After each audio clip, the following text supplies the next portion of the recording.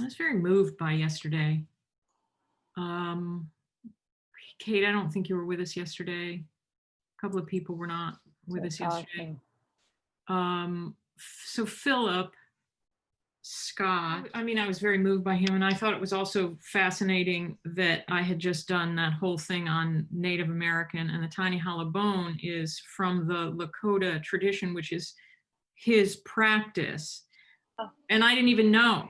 I didn't even know about Mm. him and that he was coming. And so he and I had just connected before his session and started just talking about, some of his practice. Anyway, I was so moved by it, and I had just some sort of thoughts during yesterday. So I want to just fuse those together and kind of stay in, since we're still in the energy of the full moon. So we're just going to remain in this bubble of Native American tradition, I think, for at least today. So if you will just join with me, let's just settle in, as I like to do, start these things, just invite you to close your eyes and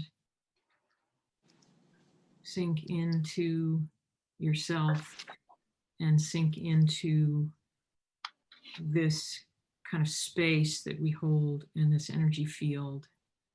And imagine that we're sitting together on the earth, kind of lotus style, cross legs, lotus position.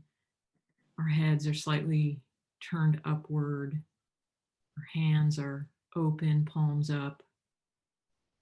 And we sit together here in the darkness for a minute.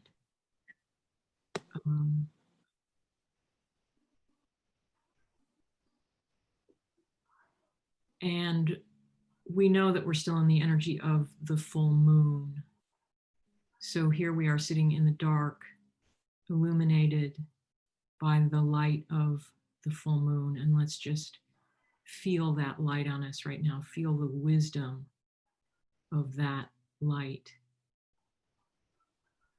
Feel it strike your third eye and move into you. Feel its wisdom come into you and rest in you here in your third eye. And just breathe that in for a minute. And then breathe it all the way into your body temple, imagining the light filling your body. And with this light comes an electric awareness in you, why your soul has chosen to incarnate now during this time of challenge, why your soul, John Rosen, decided to stay with us here in the earth plane, maybe why you've even answered the call to form this community, all of us together every day, many of us every day, as we deepen our practice and deepen our relationships and sew ourselves together with threads of love and community and understanding and shared vision. Philip yesterday called, this is a special time. It's Halloween, all Hallows, Samhain. It's a time when the veil between the worlds is the thinnest, and there's an extra power right now, the power of the full moon.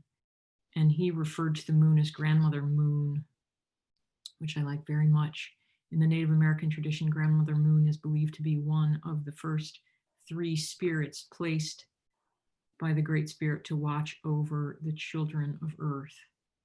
She helps us with our dreams and visions.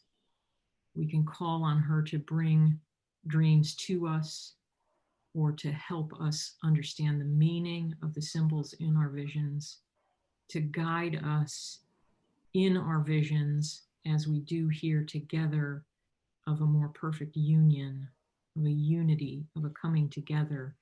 Grandmother Moon is with us, guiding us. She is both out there as a cycle of of life, of the waxing and waning, and she's also within us as a resource. We've probably not coincidentally over the last couple of weeks talked about Mother Earth and peace being held by the women of the tribes. So it's no surprise that Grandmother Moon is the leader of the feminine perspective. Her teachings involve the intuitive process and introspection. So let's just feel the power of Grandmother Moon, the cycles of life. And let's take note and feel hopeful that on the eve of this election, that here we are being given the light of the full moon to pierce and illuminate the darkness. And at the same time, the veil between the worlds is the thinnest. And at the same time, we are hopeful to be moving back to a peaceful ideal.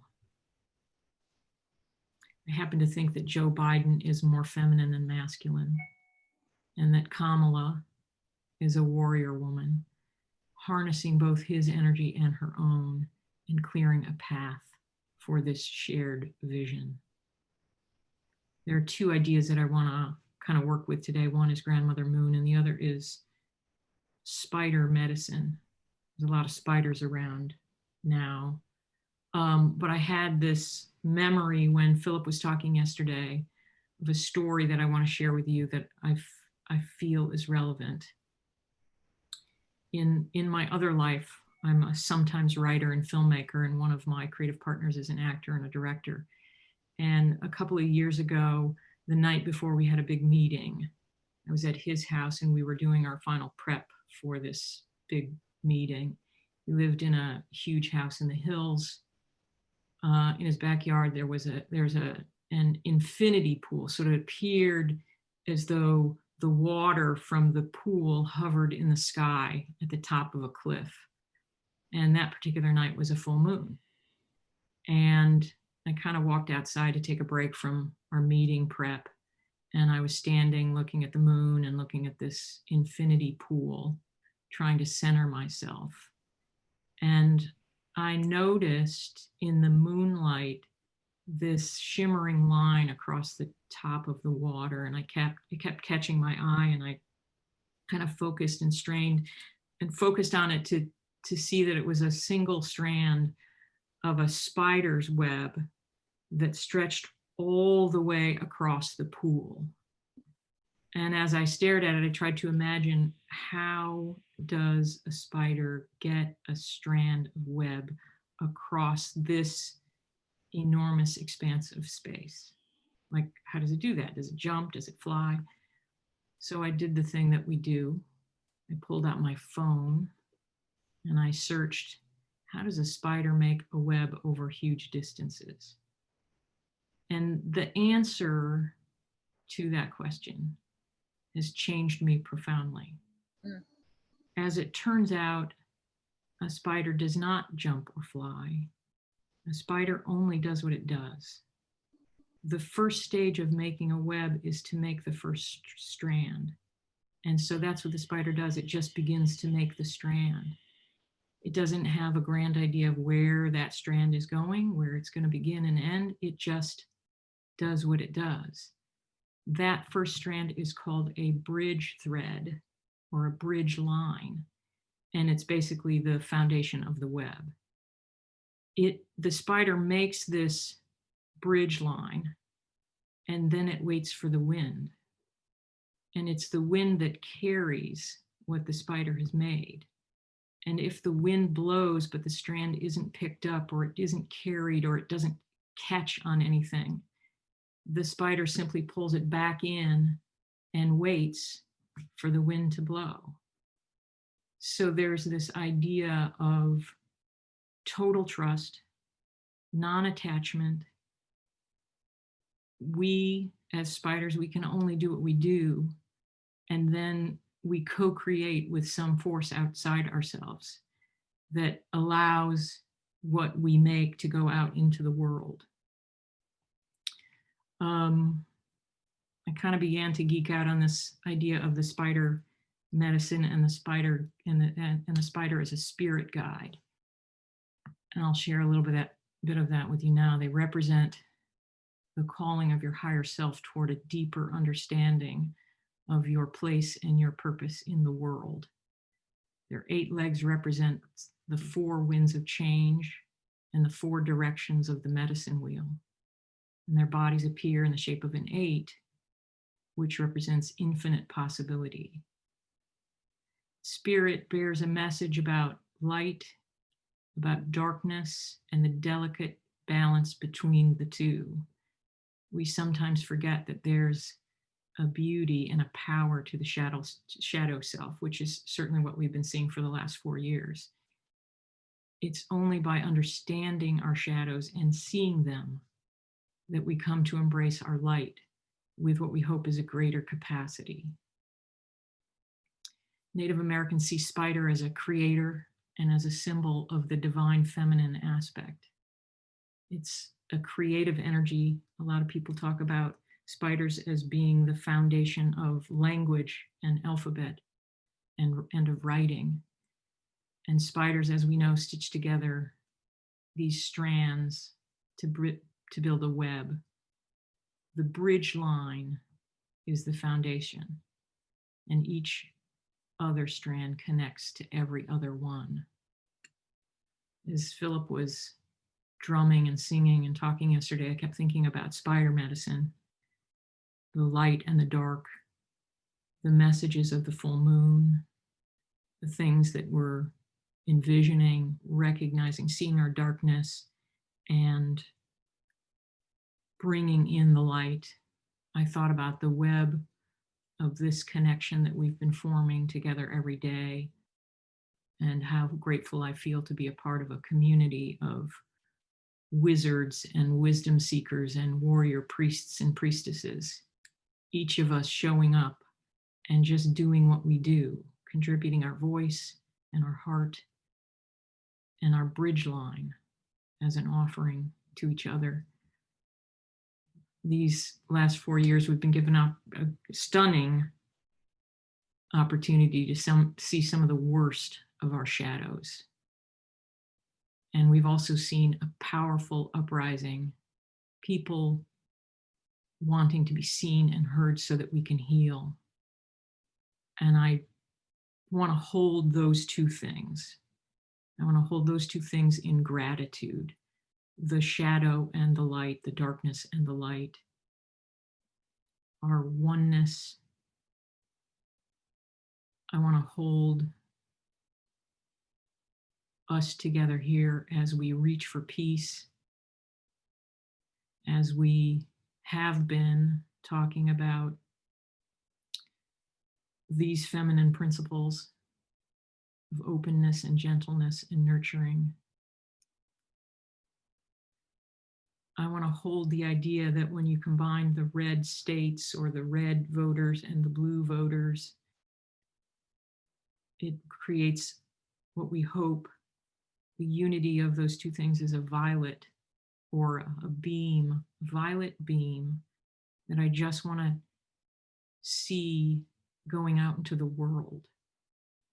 The idea that if we can get these 2 disparate parts of ourselves, the red and the blue, to come together and create a violet beam for the rest of the world, because as I read, and you probably read, the rest of the world is holding their breath. They're waiting for us. They're waiting for us to be the bearer of transformation. So let's just take a moment and recognize that power, that vision.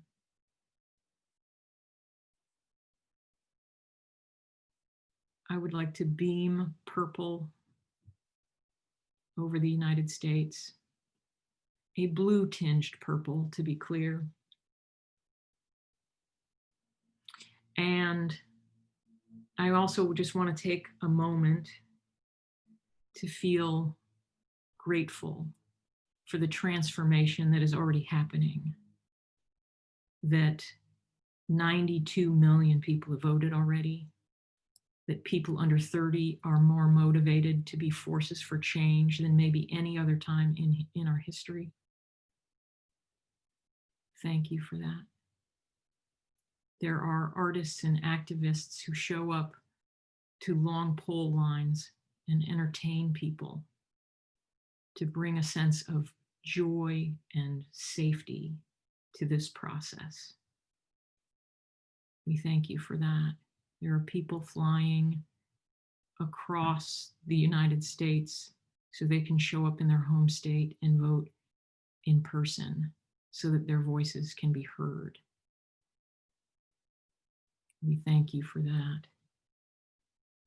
And in this spirit of gratitude, I'd love to open it up to any other moments of gratitude, people, things that you just want to give voice to in this moment as we lead into this election.